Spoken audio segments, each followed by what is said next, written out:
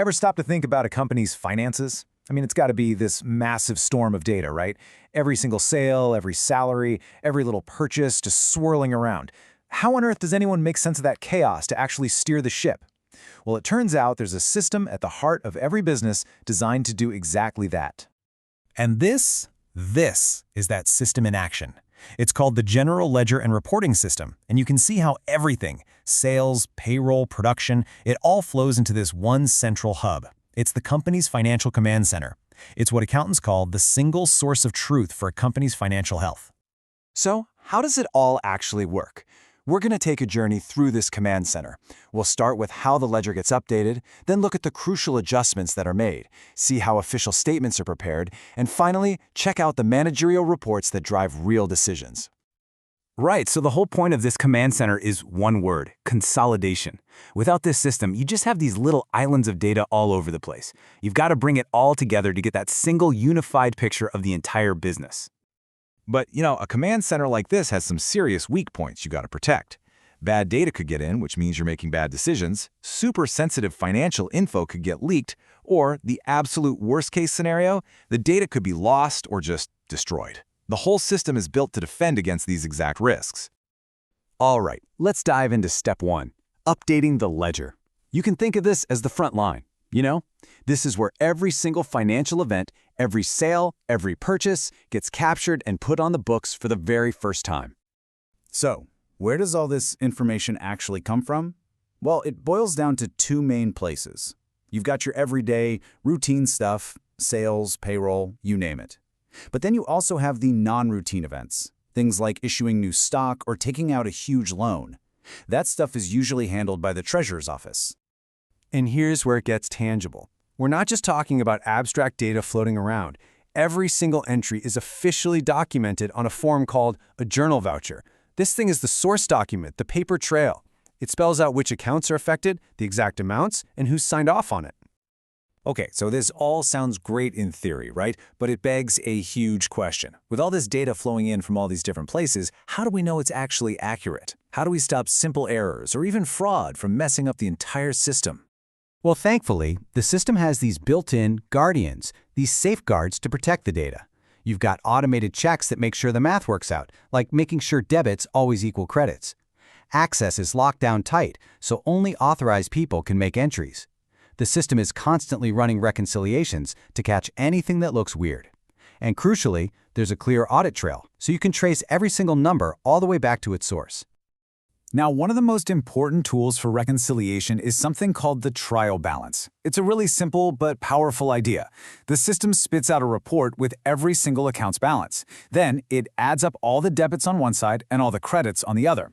If those two totals don't match to the penny, you know there's a problem somewhere that needs to be hunted down.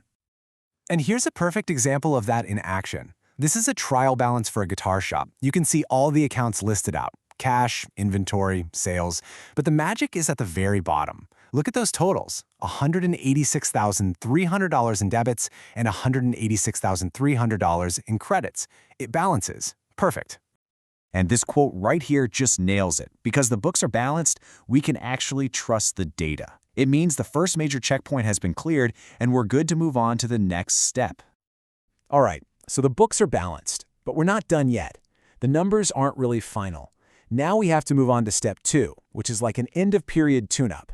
We have to make what are called adjusting entries for things that happened during the period but haven't been recorded in the daily transactions yet. These tune-ups usually fall into 5 buckets. You've got accruals, like wages that employees have earned but haven't been paid for yet. There are deferrals, which is the opposite: cash moved, but the service hasn't happened, like when a customer pays you up front. Then you have estimates for things like depreciation, revaluations if an asset's value has changed, and, of course, plain old corrections to fix any mistakes you find. Okay, the ledger is updated, it's been tuned up with adjustments. Now for the big reveal. We can move to step 3, preparing the financial statements. This is the moment where all that clean, verified data gets turned into the company's official financial story. And that story is told using 3 main reports. You've got the income statement, which tells you if the company made or lost money. There's the balance sheet, which is a snapshot of what the company owns and owes on one specific day. And finally, the statement of cash flows, which shows you exactly where the cash came from and where it went. Now, for a long time, preparing these reports was a really manual process. But then this technology called XBRL came along and completely changed the game.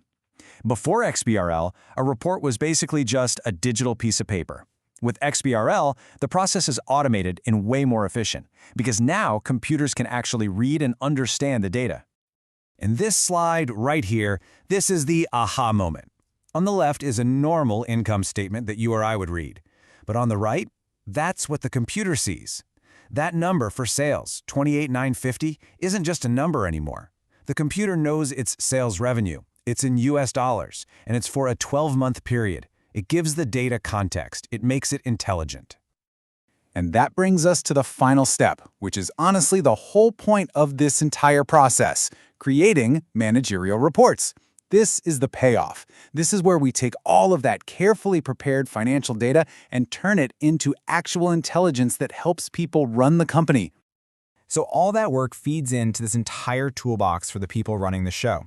They use it to create detailed budgets, to plan out spending. They use it for things like responsibility accounting, to see how different departments are performing. They can even use it for frameworks like the Balanced Scorecard, which helps them measure success on things that go way beyond just the financial bottom line. So let's just recap that journey real quick. We saw how this financial command center takes that absolute storm of thousands of individual transactions, checks them, tunes them up, and then turns them into clear reports that tell the company's story and, more importantly, guide its future, from total chaos to total clarity. And that leaves us with a pretty fascinating question to chew on. This system is already incredibly powerful for understanding what has happened. But as technology like AI gets better and better at analyzing data, you have to wonder, how will the financial command center of the future evolve to not just report the past, but to actually start predicting what's going to happen next?